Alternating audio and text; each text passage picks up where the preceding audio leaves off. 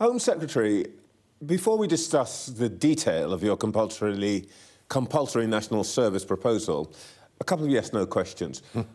What happens if someone says, I don't want to do it? Do they go straight to jail?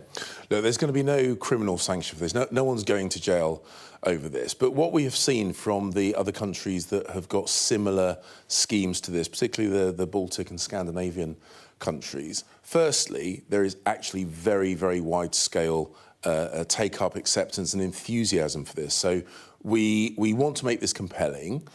We are going to compel people to do it, but also we want to make sure that it fits with different people's aptitudes and aspirations. So the military bit, and I'm sure we come on. I want to come on to that, but let me ask you another just very brisk question. Are people going to get paid for this if they do the volunteering or the civil option rather than the military option? So the military option will come with a salary because it is longer and therefore by extension. The other elements of it won't be.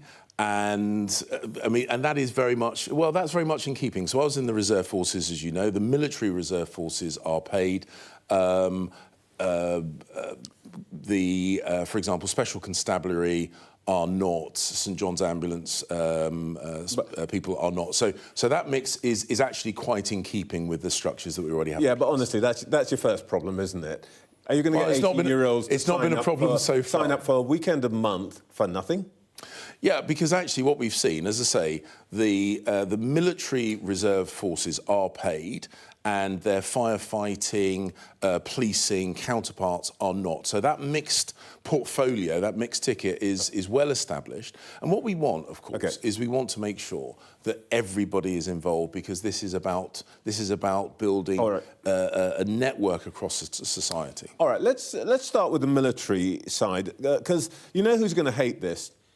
Your colleagues, you're a soldier, your colleagues in the military. Your Defence Minister, Andrew Morrison, said to Financial Times about an idea before this came up, a similar idea. There's a cost, and that is training people up, looking after them, managing them, and then they disappear as they're becoming vaguely useful. So the people who are going to operate this clearly aren't going to fancy it much, especially as armed forces are under strength, they've got lots of work to do. Do they need some people who are not that useful for them until they're about to leave? Well, what we're looking to do, first and foremost, no one is going to be compelled to do the military element. So whilst it is compulsory, no, but some the military will do. You're hoping that some will do. Some will do. And my point is the military won't like it. No, and of course, by nature, the people doing the military element will have volunteered to do the military version of it. So they will be motivated to join the military. They will have the opportunity to spend a year with the armed forces. And then, of course, we suspect that many of them will want to either go into the regular forces or, as I have done, have many decades. No, but you're telling me why they might want to do it. What I'm asking you about is a military which can't actually recruit actual soldiers who are going to make it a career. That's what they really need. And now you're telling them, oh, by the way, you've got to look after some kids for a year who aren't going to stay. Well, what we are going to see is the people going to the military bit of this will have volunteered to do so. They will be motivated. They will. You're telling me the same thing again. Yeah, I know, because I'm going to finish my point this time. Is that they will, of course, have had a period of military training. They will have utility to the military, and that is part of it, but not the whole point of it. The broader point about this national service is that we want to build a society where people mix with people outside their own communities, mix with people from different backgrounds, different religions, different income levels. And so some of it is about utility to the armed forces, that's part of it. But the bulk of this is about helping build a cohesive society where people mix outside their bubble, whether it's through military service, other uniformed service or non-uniformed service. Look, I can hear the aspiration here, and we can have a discussion about whether what you're proposing is really serious. But let me put this to you. This is really about getting the attention of people who say they're going to vote reform, to whom this would appeal, isn't it? What this is about is I mean, it's politics. Well, I'm a politician, so you shouldn't be completely surprised that that I'm involved in politics. But the point is, this is politics. Oh, good. I'm glad a politician who says it's political, who's ready to admit. But politics is how we deal with really serious issues, and this is about dealing with what we know to be the case, which is social fragmentation. Too many young people live in a kind of a bubble within their own communities. They don't mix with people of different religions. They don't mix with different viewpoints. Okay. More people are saying that they wouldn't go out with someone who didn't have the same political views. And what we're saying is to respond to that is a political imperative. Okay, well, let me ask you... And to respond to that is about bringing people together in different forms.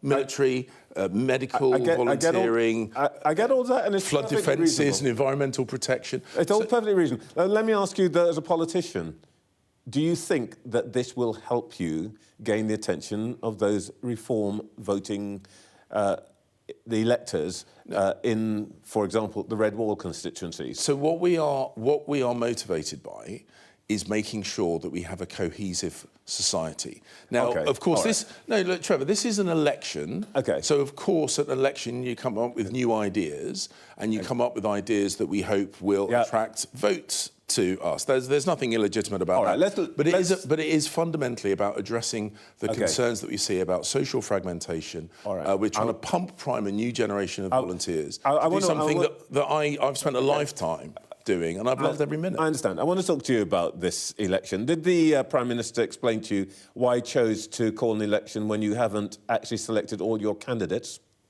Well, the reason we've called the election now is because we've seen inflation get back into normal levels. We can see the economic indicators heading in the right direction. We're in a position now where we can show that our plan is working, and there is going to be an explanation of what we are going to do next to keep ourselves on track. There are always going to be pros and cons for any timing of an election. As we said in the green room, frankly, I'd much prefer to be campaigning in the early spring than the late autumn. But we are ready to make what is a bold move. I get that, because we are confident of our offer to the British people. I understand that you've still got to select in 190 constituencies. Well, the selection process has been going on. There will be lots of places where the selections were just on the verge of happening. I can name a whole load of them off the top of my head already, which I'm not going to. So that will happen very, very quickly. But look, I've been chairman of the party. You always have to do selections right up until the last minute. There's nothing particularly unusual about that. That's the sort of number that you know, the 190, 200. Well, look, I'm not in CCHQ, so I don't know the detail. I know we've got plenty that we still need to select, but we've got a fantastic pool of candidates, incredibly diverse in terms of their life experience and what they bring to. All right, let's get into the actual campaign itself. Let's start with Mr. Sunak's announcement. Let's remember this. The 21st century by stealing a lead in technology. And migration is being weaponized by hostile states to threaten the integrity of our borders. In this country, every couple that plans a wedding prepares for rain. Every village cricket captain prepares for rain. Yet you managed to make this the image that is going to haunt the Prime Minister for the next 6 weeks. What were you thinking? So the bottom line is sometimes it rains in the UK, you're absolutely right, but also what we've seen is rain. Rain is not going to put us off. You could have got the bloke with the umbrella out. I mean, this is high-level incompetence, isn't it? No, look, I tell you, whatever way that we had responded to the rain, whether we'd moved the announcement, whether we had someone with an umbrella, you guys would have criticised us. You would have found a vector for criticism. The bottom line is, the Prime Minister set out the case for why we are going to the country. We're very proud of the tough decisions that we have made to get inflation back down to normal levels. We've got a plan for the future, and we're going to compare that with the Labour's complete lack of a plan. I'm not and asking, you would have criticised I'm not asking if we'd this moved to be it, if we delayed it, if someone was holding that question to be a smart aleck. I know there are people who will do that, but what's happened since then? You kicked off the campaign with this, then you went to a brewery with a Prime Minister who doesn't drink. You followed it up with a trip to the Titanic, the jokes write themselves, and then you organised a huddle with reporters where he's standing under an exit sign. My point is, Who would trust a team that does all of that to run the country when they can't even get the basics of a campaign right? So when people are going to the ballot box, are they going to ask, was it raining when he made the announcement? Or are They're going to remember or are they that gonna, they couldn't actually do the detail. Or are they going to ask, who was the person that was instrumental in the furlough programme that kept a roof over my head during COVID? Who was the person that got a grip of inflation so it went from over 11% down to normal bounds? Who was the person who started reducing the national insurance contributions so me and my family have got money? Who is the person who's going to protect pensions? With respect, you so and they I may both... remember the image of the with rain. respect, you and but I they will, both... every month they will look at their pay slip and see that under the Conservatives they're paying less tax than they would. With respect, you and I have both been knocking on doors. We talk to a lot of voters in our careers, and actually, I don't think you can dismiss it like that. This is the kind of thing that people remember. Let me ask you about something else that they I've been knocking on doors. Let me doors. ask you about something else that they will remember. No one's brought it up. Let me ask you about something else that they'll remember. There was vital legislation that you were trying to put through. Some of it has dropped, and one particular thing I suspect will come back, which is Figs and Murray walked 200 miles from Manchester to London, campaigning for Martyn's Law, which is about protection for those potential victims of terrorism. Mr. Sunak looked her in the eye on Wednesday, 7th anniversary of her son's death in the Manchester Arena bombing, and told her that that law would be passed when he must have known that was not going to happen. Has he apologised to her? So I don't know whether the Prime Minister's spoken to Figen and her family. I was in the meeting with the Prime Minister, and the commitment that we made, and we said, and I remember going through the detail, that we said there is an election coming.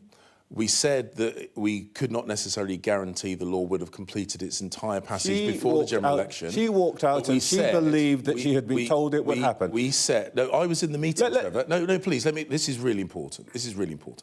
I was in the meeting and I said to her that I have no doubt that even if it is delayed by a general election, I explicitly made the point it might be, that there is cross-party support on this and that we are determined to make sure this does get on the statute. She has been saying for the last 48 hours she believed it would be passed. Whatever rights and wrongs of it, would you like just to apologise to her now? This is a matter of character, trust and the position of politicians. So you could simply say, look, I'm really sorry it didn't happen. So of course we're sorry that not all the legislation was passed, and I'm particularly... No, this specific one. And I'm particularly sorry that we weren't able to get Martyn's Law on the statute books before the general election. But I discussed with the family in the campaign group that it might straddle a general election, that if we re-entered government, we would prioritise this to get it on because it has taken longer than we would have wanted.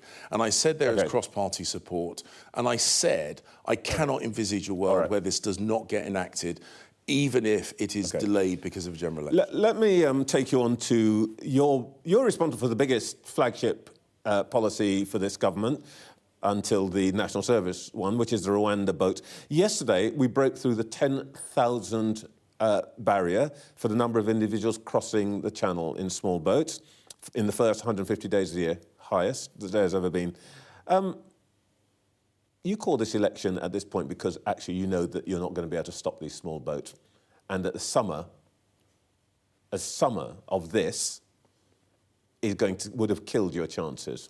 Well, of course, dealing with illegal migration is difficult. It's difficult in the UK. It's difficult across Europe. When I speak to my colleagues in America, Australia, and other countries, they're finding it difficult as well. But we have a plan which is part about the Rwanda scheme, which is an important part of it.